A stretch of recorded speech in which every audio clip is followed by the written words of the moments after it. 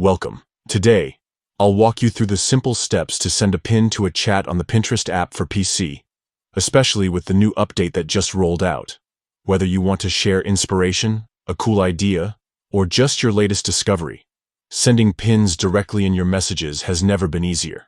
First, start by opening the Pinterest app on your PC. Once you're in, take a look at the menu on the left side of your screen. You'll see a variety of options.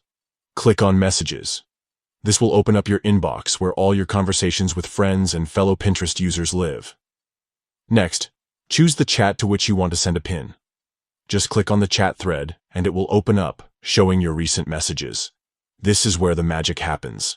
Now, to share a pin, find the plus icon usually located near the message input area. Click on it, and a menu will pop up with several options. From here, select Pin.